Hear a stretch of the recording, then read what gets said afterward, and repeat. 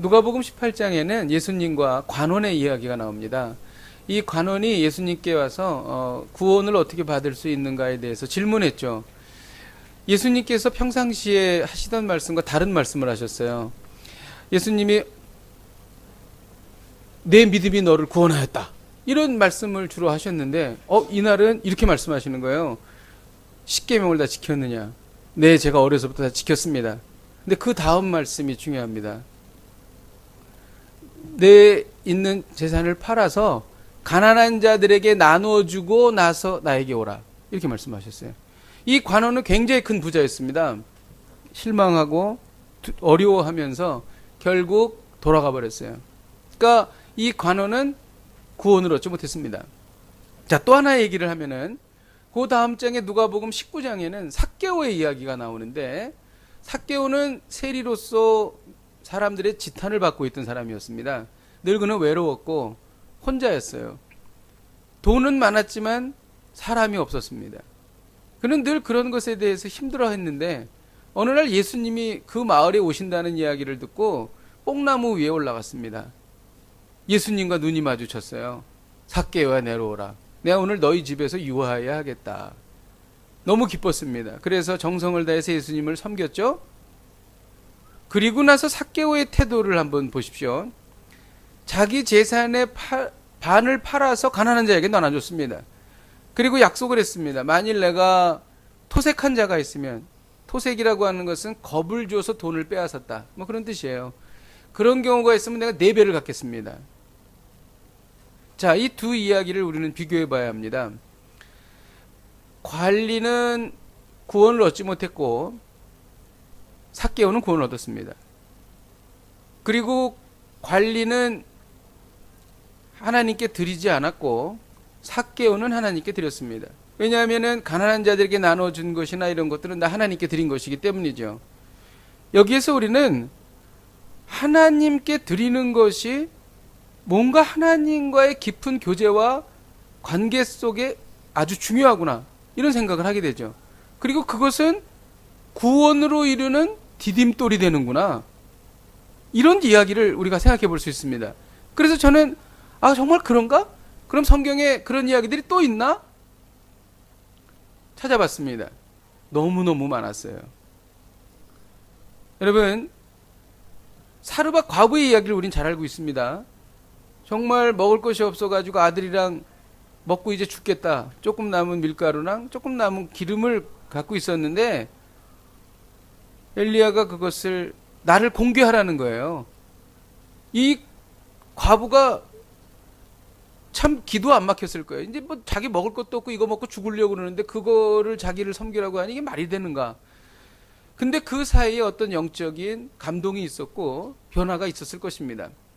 그리고 그것을 엘리야를 준 거예요. 그리고 나서 어떤 일이 생겼냐면 이 과부와 아들은 죽지 않게 되었고 또 그 기름병은 마르지 않았고 그 통의 가루는 다 하지 않았어요. 이 놀라운 일이 생겼다는 거죠. 이 과정 속에 하나님께 드리는 과정이 여기에 있다는 것입니다. 여러분, 막달라 마리아를 우리는 압니다. 뭐 그 사람이 향유를 깨서 예수님의 머리에 부었던 사람인지 아닌지에 대한 이야기는 뭐 주석가들 가운데 이야기들이 있지만 어쨌든 향유 옥합을 깬 여인이 있었다는 건 사실이에요. 그렇잖아요? 그러면은 이 향유 옥합을 깼다는 거는 정말 그거는 자기의 거의 전 재산이에요. 그걸 한순간에 깨서 예수님께 부어드렸다는 것입니다. 그리고 나서 이 아름다운 이야기가 복음이 전해지는 곳마다 전해지도록 했다는 것이죠. 이 모든 것들은 다 드려지는 것입니다. 이것이 우리의 신앙생활과 아주 밀접한 관계가 있다는 것입니다. 오늘 본문은 두 가지로 구성이 되어 있는데 하나는 무교절을 지키는 거고 또 하나는 대속하는 거, 그러니까 나귀를 대속하는 그러한 모습들, 그 다음에 첫 짐승들이 태어났을 때에 초태생들을 다 하나님께 드리는 그 이야기들이 여기에 기록되어 있습니다. 물론 이 이야기의 핵심은 뭐냐면 예수 그리스도의 구원이에요. 그리고 유월절 어린 양의 피죠. 근데 이 안에 들어있는 또 하나의 우리에게 선명하게 들리는 메시지가 있다는 것입니다. 저는 오늘 이것을 중심으로 여러분들과 같이 이야기를 나누고자 합니다. 무교절은 광야 시절에 고생했던 것을 회상하며 하나님께 감사하는 절기죠. 그래서 6일 동안을 이제 누룩이 들어가지 않은 빵을 먹은 거예요. 그리고 이제 7번째 날 6월절을 지켰죠. 이 이야기를 하는데 이 절기를 지키면서 하나님께서 명령을 하십니다. 첫 태생을 모두 드려라. 여러분, 왜 첫 태생을 모두 드려라고 말씀하셨을까요? 그것은 6월절 일을 기억하기 위함이죠. 10번째 재앙인데 애굽에 있는 모든 장자가 다 죽을 때에 이스라엘 장자는 죽지 않았습니다. 죽지 않은 이유는 6월절 어린 양의 피 때문에 죽지 않은 거예요. 그 피를 인방과 좌우 설주에 발랐기 때문에 그들은 살은 것입니다. 그렇기 때문에 너희가 살아난 것은 양 때문에 희생의 대가가 있었기 때문이니까 초태생일 태어나는 것들을 다 나에게 줘야 된다. 왜냐하면 그것으로 인해서 너희가 살았으니까. 그래서 초태생을 다 하나님께 바치라는 거예요. 그러니까 초태생은 다 하나님께 희생의 제사로 드렸습니다. 여러분, 이것은요 대표성의 원리예요. 초태생을 바치라는 것은 장자를 바치라는 것은 장자는 나의 것이다. 그러니까 장자가 대표니까 이스라엘 너희 모두 다 나의 것이다. 이렇게 하나님께서 말씀하시는 것이죠. 여러분, 하나님께서 왜 그것을 달라 그러실까요? 하나님 뭘 부족해서일까요? 아니죠. 하나님 우리와 거래를 하시는 걸까요? 아닙니다. 그 이유는 예수 그리스도의 대속을 말하는 것이죠. 너희의 죄를 대속하기 위해서 어린 양 예수 그리스도께서 피를 흘려야 된다. 이것을 말씀하시기 위함인 것입니다. 그리고 또 이런 말씀이 있습니다. 13절을 같이 한번 읽겠습니다. 13절 시작. 나귀의 첫 새끼는 다 어린 양으로 대속할 것이요 그렇지 아니하려면 그 목을 꺾을 것이며 내 아들 중 처음 난 모든 자는 대속할지니라. 나귀가 태어났는데 이것을 대속하기 위해 어린 양으로 대속해야 돼요. 근데 어린 양으로 대속하지 않으면 나귀의 목을 꺾어버려라. 왜 이런 일이 있었을까요? 여러분, 신학적인 의미는 만일 대속하지 않으면 죄 때문에 죽을 수밖에 없다라는 것을 나귀의 목을 꺾어서 죽이는 것으로 보여주는 것이죠. 그런데 또 이와 더불어 실천적인 의미도 있습니다. 그건 뭐냐면 여러분, 나귀는 재산입니다. 그때 굉장히 큰 재산이에요. 지금으로 말하면 자동차나 집 같은 거예요. 그런데 만일 대속하지 않으면 그 재산을 없애버려라. 그런 얘기입니다. 그러니까 나귀가 하나님의 것임을 인정하는 것이죠. 만일 하나님의 것으로 인정하지 않으면 차라리 그게 없는 게 낫다. 그게 너에게 독이 될 것이다. 그런 뜻이에요. 하나님으로 인정하지 못하고 그 재산 때문에 네가 죄를 짓는다면 차라리 그것이 없는 게 낫다. 그것이 유익하다. 이런 얘기입니다. 그러니까 이것을 정리하면 우리가 갖고 있는 재산도 학식도 그리고 건강도 하나님의 주권이 선포되어야 이것이 의미가 있다는 거예요. 만일 그렇지 못하면 오히려 그것은 너에게 독이 된다는 것입니다. 정말 그렇죠. 재산이 많이 불어나서 하나님을 떠난 사람 우리는 봅니다. 그리고 건강해서 하나님을 찾지 않는 사람 우리는 옆에서 봅니다. 차라리 그런 것은 오히려 독이 된다는 거예요. 차라리 그럴 바에는 차라리 건강하지 않는 게 낫다. 이런 얘기입니다. 이것이 바로 하나님께서 이 이야기를 통해서 우리에게 주시는 말씀인 것이죠.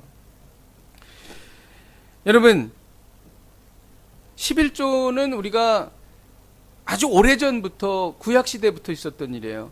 아브라함이 이 전쟁에서 자기가 도저히 이길 수 없는 전쟁에서 승리했어요. 그리고 오다가 멜기세덱을 만났습니다. 멜기세덱은 제사장인데 멜기세덱은 아주 신비한 사람입니다. 아버지도 없고 어머니도 없고 족보도 없고 그 다음에 시작하는 날도 없고 생명의 끝도 없이 하나님의 아들과 닮아서 항상 제사장으로 있는 존재. 그 사람이 멜기세덱이에요. 그래서 너무 하나님께서 주신 승리에 기뻐가지고 오다가 멜기세덱을 딱 만난 거예요. 그때 아브라함이 뭐라 그러냐면 내가 10분의 1을 하나님께 멜기세덱에게 바칩니다. 이것은 하나님께 바친 것을 말하는 것이죠. 이것이 바로 11조의 유래예요. 또 이것은 야곱도 이렇게 합니다. 야곱이 하란으로 갈 때에 브엘세바를 떠나 하란으로 갈 때에 꿈을 꿨어요. 그래가지고 그가 천사가 사닥다리를 오르내리는 것을 보면서 하나님이 계시구나. 이곳이 하나님이 계시는 곳이다.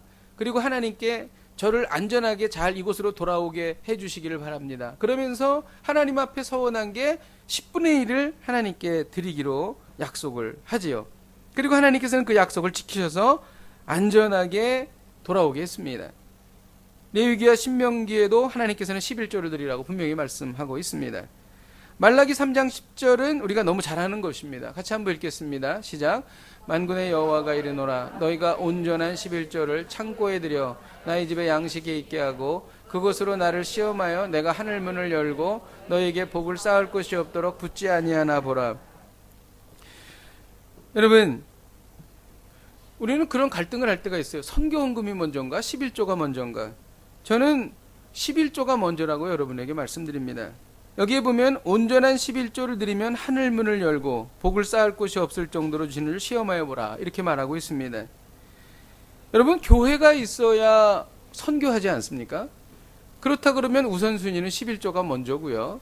그리고 또 성경에 기록하기를 오늘 여기에 있는 것처럼 11조에 대한 이야기를 여기서 하고 있습니다. 11조를 과연 드려야 하는가? 제가 한번 예를 들어 보겠습니다. 엄청난 재산가가 자기의 어떤 그 재산과 그리고 모든 것을 이제 동원해서 사업을 시작했습니다. 그래서 그 사업을 하기 위해서는 그것을 관리할 수 있는 전문인 사장이 필요해서 전문인 사장을 고용했습니다. 그래가지고 열심히 사업을 해서 돈을 벌기 시작을 했죠. 그런데 이 전문인 사장과 이 원래 그 오너죠. 재산가, 엄청난 재산가가 계약을 하는 겁니다. 당신 돈 많이 벌고 이제 그러면은 이익이 나고 그러면 90%는 당신이 갖고 10%만 나에게 주십시오. 이렇게 계약을 한 거예요. 세상에 이런 계약이 어디 있습니까? 90%를 가져가야지 10%를 가져간다니. 하나님이 그런 분이시라는 거죠. 자, 우리를 창조하신 분은 하나님이시죠. 우리에게 시간도 주시고 건강도 주시고 재물도 주시고 다 뭐 공부할 수 있는 시간도 주시고 다 모든 것을 주셨어요. 엄청난 재산가가 하나님이세요. 그런데 하나님이 우리에게 말씀하시죠. 네가 그것을 통해서 돈을 많이 벌고 소득을 많이 올리면 10%만 나에게 줘라. 이게 11조라는 것이죠. 사실 이 11조를 드린다는 것은 하나님의 모든 게 하나님의 것인 것을 제가 이렇게 나타내는 것입니다 라고 하는 뜻이죠. 여러분, 하나님은 우리에게 10%를 요구하십니다. 그런데 사람들은 이 10%마저도 드리기를 꺼려 한다는 것이죠. 저는 오늘 이 본문을 통해서 제가 아까 드린 말씀처럼 다른 각도에서 이 말씀을 보기를 원합니다. 하나님께 드리는 것이 무엇인가? 이거를 좀 여러분과 나누고 싶습니다. 여러분, 하나님께 드리는 것은 조금 다른 문제예요. 우리가 하나님께 드리면 뭐 좀 재물의 복을 받을 것이다 이렇게 생각하잖아요. 근데 사실 성경에서 이야기하는 하나님께 드리는 것과 그것에 의해서 우리가 얻는 효과는 조금 달라요. 뭐냐면은 하나님께 드리는 것은요, 두려움을 이기는 것이라는 거예요. 두려움을. 하나님께 드리는 거와 두려움을 이기는 거와 무슨 관계인가? 여러분들이 사실 두려움을 많이 갖고 있습니다. 아이가 6살, 7살 될 때 학교에 가면 학교에서 적응할 수 있는 것 굉장히 두렵죠. 또 그 이전에 우리 유치부 아이들은 첫날 캠프, 밖에서 자는 캠프를 두려워하죠. 두려워합니다. 하루 밖에서 자면은 아주 어른이 돼요. 우리 유치부 친구들이. 그거 아세요? 네. 또 직장에 갈 때도 막 두려움을 갖죠. 취업한다고 그래. 취업하면 뭐 세상을 다 얻은 것 같죠. 저도 얼마나 기뻤는지 몰라요. 막 잠이 안 오더라고요. 취업하니까. 근데 그때부터 또 고생이 시작되죠. 뭐 진급에다가 여러 가지 어려운 게 많고. 그래서 맨날 점심 때 그 회사 꼭 옥상에 올라가서 언제 그만두나 맨날 그랬죠. 그러다가 또 진급 시험 보고 또 이렇게 가면서 또 어렵죠. 걱정이 너무 많아요. 두려움이 너무 많습니다. 늘 두려움 속에서 우리는 살아간다고 해도 과언이 아닙니다. 여러분, 제대로 헌금을 하지 못하는 이유가 뭔지 아세요? 두려움 때문입니다. 갑자기 건강이 나빠지면 어떡할까? 갑자기 사업을 하다가 큰 돈이 필요하면 어떡할까? 우리 애가 갑자기 비싼 등록금이 비싼 학교에 들어가면 어떡할까? 이런 두려움 때문에 못한다는 거죠. 자, 아까 이야기한 사르밧과 아부 이야기로 다시 한번 넘어가 봅시다. 자, 죽을 수 있다는 두려움을 극복하고 엘리야를 도운 거죠. 맞죠? 그죠? 자기가 갖고 있는 그 마지막 양식을 하나님께 드림으로 인해서 이 사르밧 과부는 두려움을 극복했습니다. 그리고 그의 인생을 하나님께서 열어주셨다는 것이죠. 그러니까 하나님께 드린다는 것과 두려움을 극복한다는 것은 이거는 굉장히 밀접한 관계에 있다는 것입니다. 저는 우리 교회에 우리가 이제 교회를 저희가 섬기면서 어떤 분은 그런 분도 있어요. 정말 어려워져. 점점 어려워지는데 목숨 걸고 하나님께 드리는 분을 제가 본 적이 있습니다. 정말 제가 목회자로서 감동이 되더라고요. 정말 제가 저분에게 배워야 되겠다. 그런 생각이 들었습니다. 하나님께서 정말 신실하게 이러한 일들에 대해서 다 주시는 것을 저는 보았습니다. 여러분, 하나님께 드리는 것은요, 두려움을 극복하는 거예요. 그리고 정말 두려움이 사라집니다.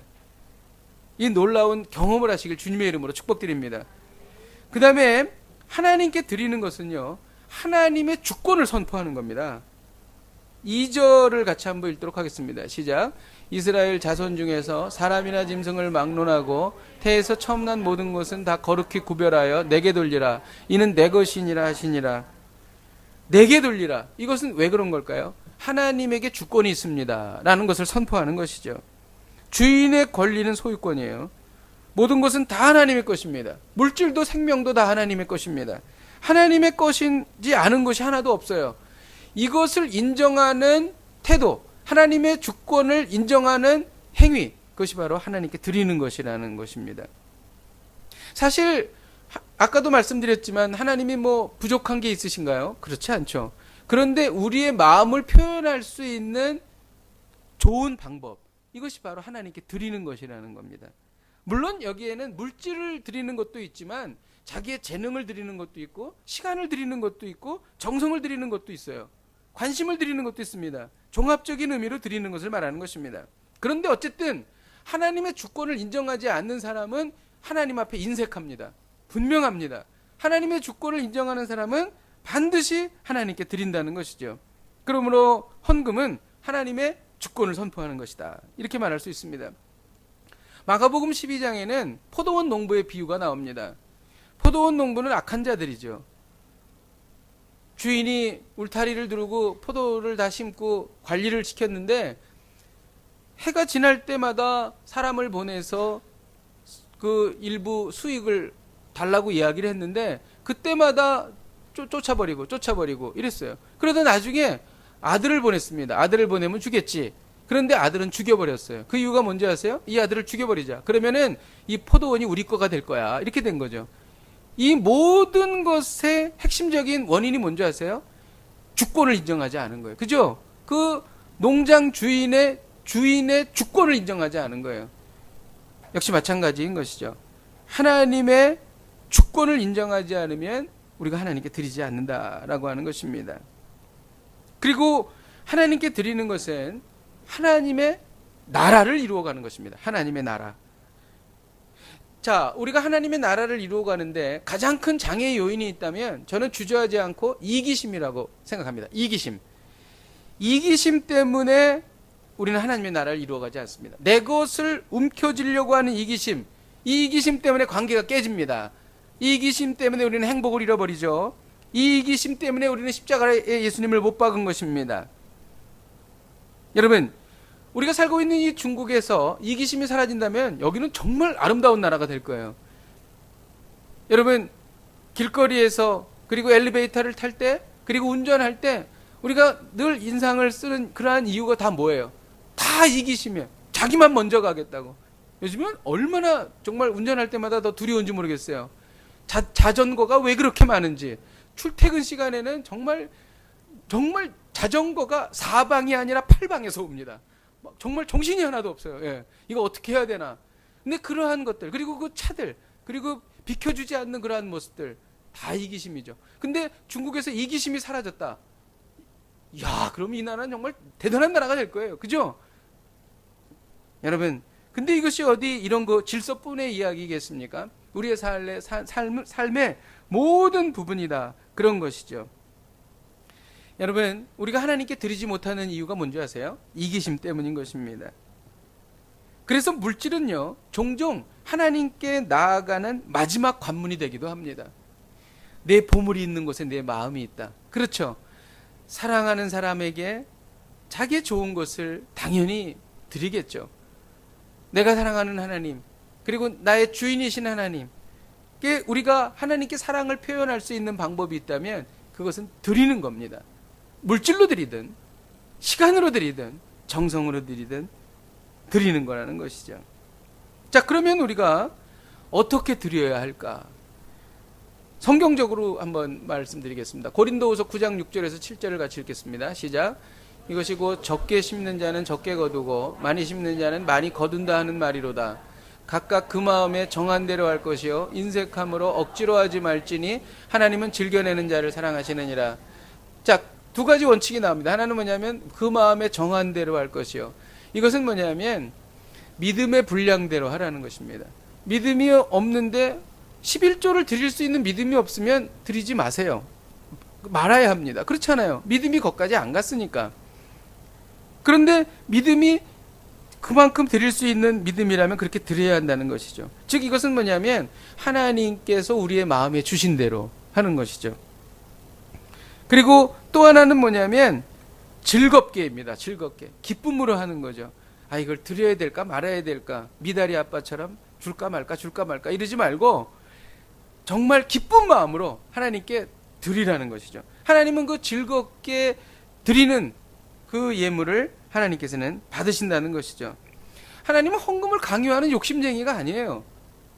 여러분, 교회는 참 신비롭습니다. 교회를 이렇게 하다 보면 우리 교회가 굉장히 많은 그 돈을 지출합니다, 여러분. 정말 이제 연말 되면 우리가 또 이제 회계 보고 할 건데 한번 와보세요. 진짜 우리의 사이즈에 넘치도록 지출을 해요. 그러다 보면은 정말 저는 목회자로서 이것에 대해서 좀 이렇게 걱정이 될 때도 있거든요, 사실. 근데 우리 성도들은 굉장히 많이 변화가 있지 않습니까? 그래서 저분이 참 이렇게 잘 신실하게 섬기던 분인데 한국으로 가버렸어. 그럼 어떻게 하나? 근데 놀랍게 하나님께서 또 다른 분을 예비하시고 또 성도들의 또 이렇게 그 재정적인 복을 주셔서 또 그것을 채워주시고 그렇게 10년을 왔어요. 그러다 보니까 믿음이 생기겠어요? 안 생기겠어요? 제가 걱정을 하겠어요? 안 하겠어요? 여러분, 정말 이거는 놀라운 일입니다. 하나님은 정말 뭐가 없어서 뭘 달라고 하시는 분이 아니에요. 여러분, 하나님은 우리가 드리는 물질이 꼭 필요한 분도 아니에요. 하나님은 부자이시기 때문에. 그런데 하나님께서 우리의 마음을 받으시는 이유는 그것이 매개체가 돼서 우리에게 더 큰 것을 주시기 위함이죠. 할렐루야. 아멘. 정말 그렇습니다. 이건 정말 그렇습니다.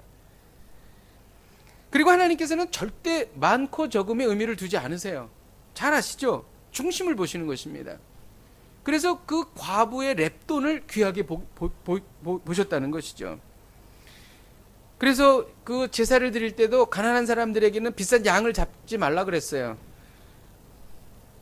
비둘기를 드릴 수도 없어. 그러면 조금 곡물을 드려라. 근데 반드시 드려라. 어쨌든 드려라. 그런 얘기예요. 성전에 들어갈 때도 반세겔, 우리나라 돈으로 1,000원도 안 되는 돈이에요. 예. 그것은 무엇을 말씀하시는가 하면은 내가 드릴 수 있는 정성을 드리라고 하시는 것이죠. 그러면 하나님께서는 기쁘게 받으신다는 것입니다. 나는 랩돈마저 없습니다. 그러면 헌신하는 몸을 기쁘게 받으십니다. 일찍 와서 교회에 와가지고 청소하고 또 세팅하고 그러는 거죠. 하나님은 중심을 보시죠. 제가 그나마저 시간도 없습니다. 가난한 사람이 시간 없는 거 아시죠? 그러면 기도로 갚는 거예요. 기도로. 중보 기도로. 교회를 위해서 기도하고 또 가난한 분을 위해서 기도하고 내가 할 수 있는 최선의 중심을 하나님께 드리는 것이죠. 그러면 하나님께서는 놀랍게 역사하십니다. 앨리스 텔리라고 하는 목사님께서 책을 쓰신 게 있는데 헌금의 기쁨이라는 책이에요. 헌금의 기쁨이면 헌금 얘기가 나와야 되잖아요. 헌금 얘기 하나도 없어요. 이 이야기를 한번 여러분 들어보시고 과연 헌금이 무엇인가에 대해서 통찰력을 가지시길 바랍니다. 자, 이 책의 내용은 그래요. 1930년경에 오클라호마주에 살던 제레미야라는 사람의 이야기예요. 미국의 그 대공황 때문에 10여 년 전부터 많은 사람들이 농촌으로 갔어요. 직업을 잃어버렸습니다. 그래서 비옥한 땅에 몰려들어 농장을 개척했습니다. 그런데 농장이 쉬운가요? 어렵죠. 그러니까 많은 사람들이 어려움을 당했어요. 또 그 다음해인 31년도 1931년에는 극심한 가뭄이 들었어요. 그래가지고 자결하는 태양 아래 모든 농작물이 말라붙었습니다. 흙으로 된 아궁이로 변했어요, 농토가.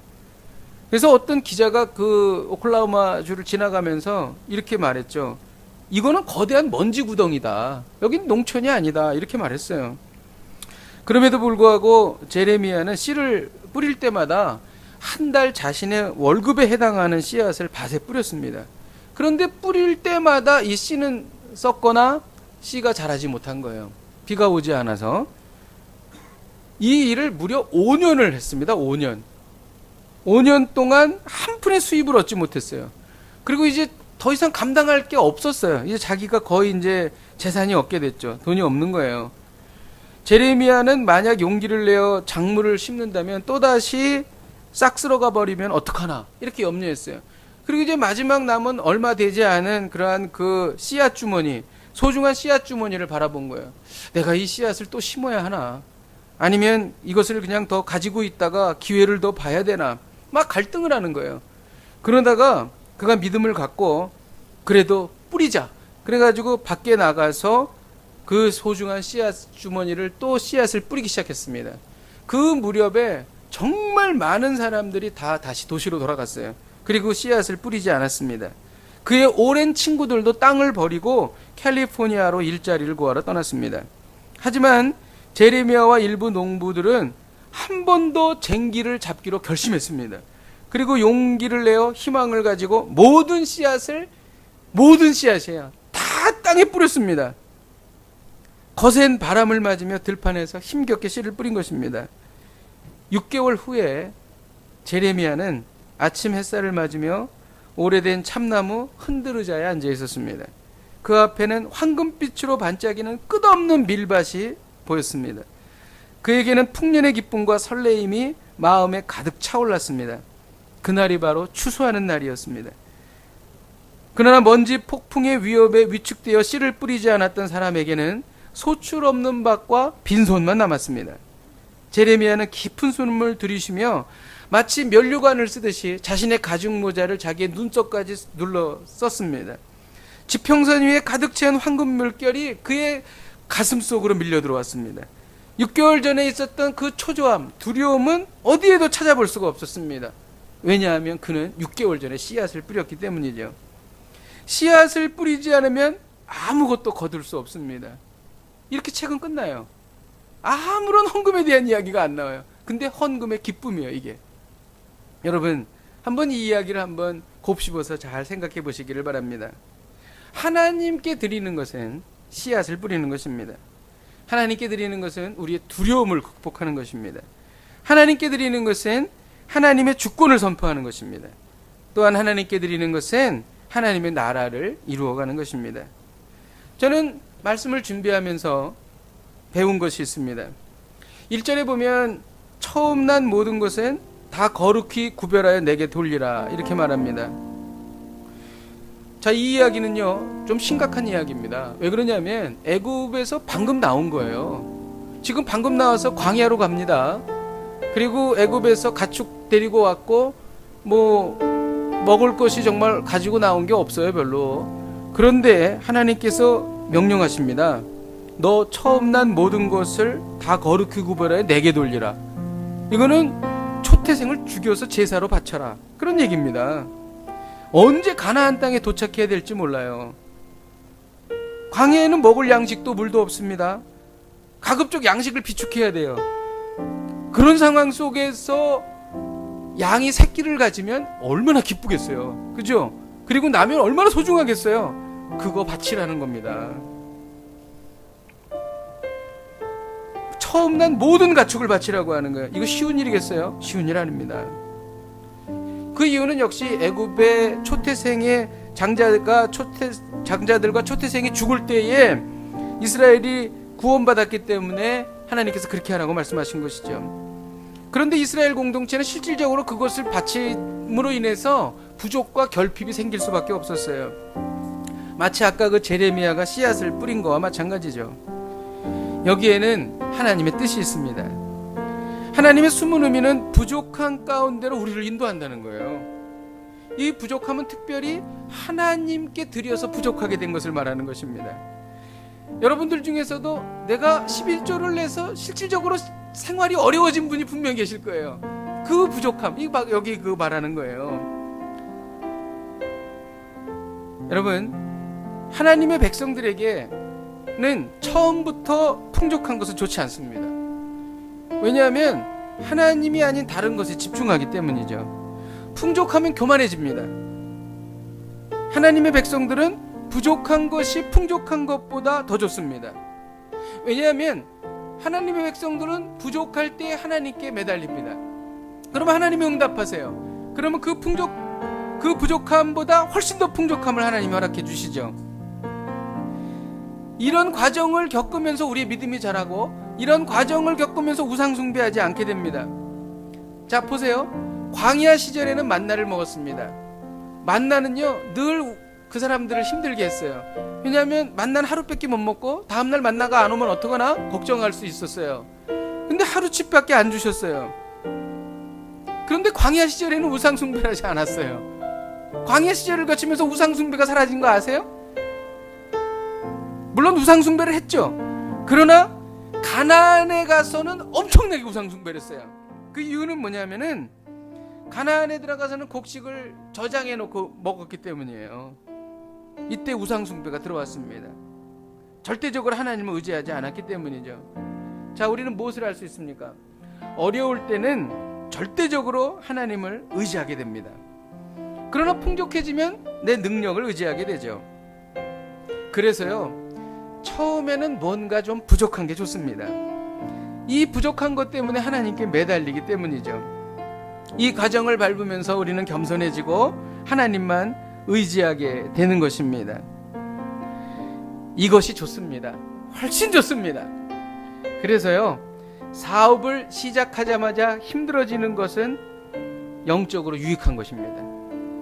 원하는 대학에 들어가지 못하는 것도 영적으로 유익한 것입니다.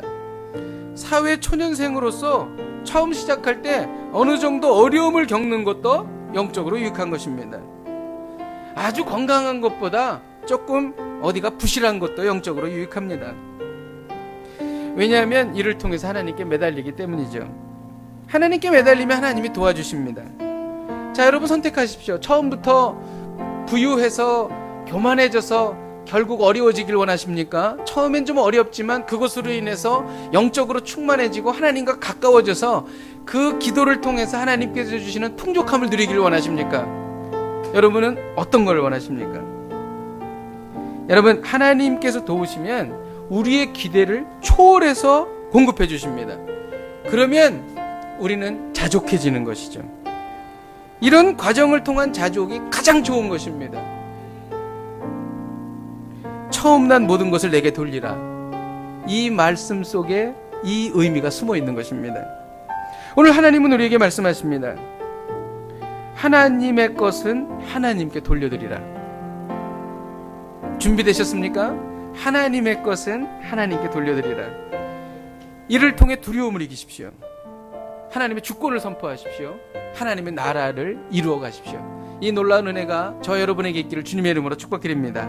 우리 같이 찬양하십시다. 나의 모습, 나의 소유. 우리가 찬양하겠습니다.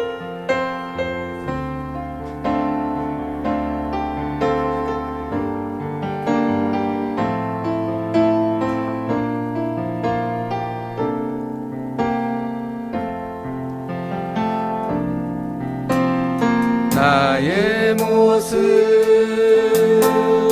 나의 소유, 주님 앞에 모두 드립니다.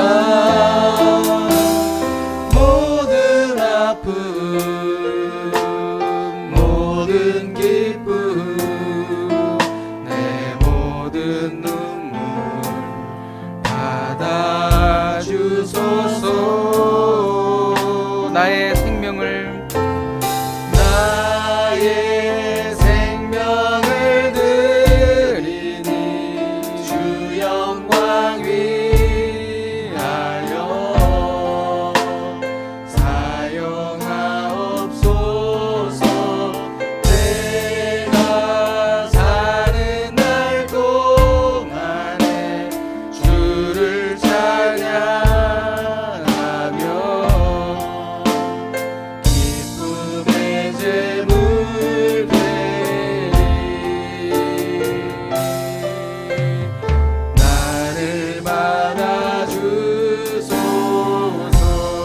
우리 시간 같이 기도하십시다. 두 손을 모으고 눈을 감고 우리 주님 앞에 기도하십시다.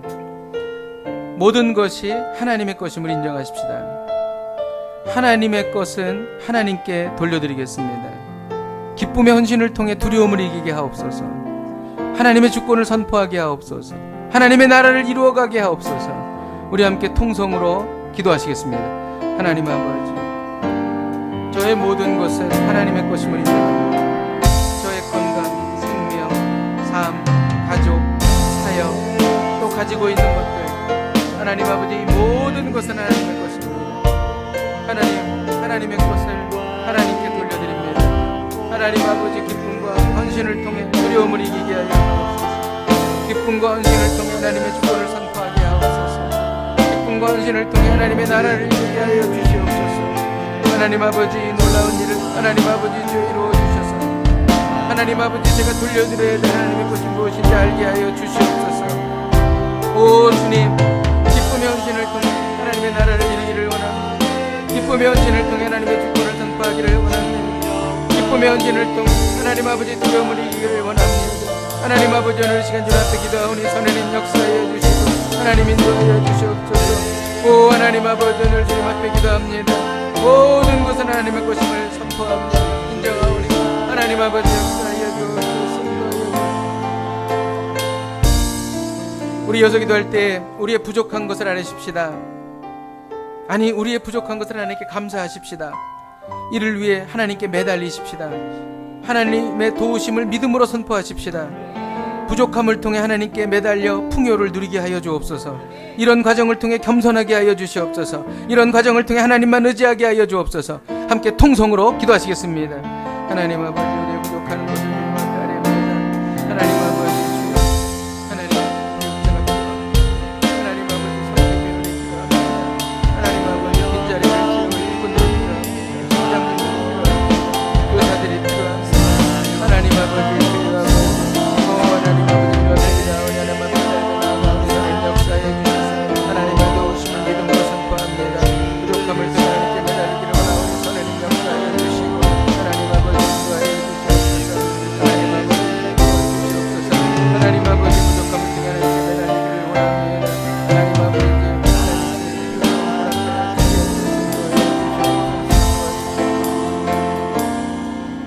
하나님 아버지, 정말 생명을 다해 하나님께 드리는 귀한 하나님 성도들이 있나이다. 하나님 아버지, 정말 그 이들의 어려움을 주께서 아시고 하나님 아버지 부족함을 뛰어넘어 말할 수 없는 풍족함으로 우리와 하여금 자족하게 하여 주옵소서. 예수님의 이름으로 기도하였습니다. 아멘.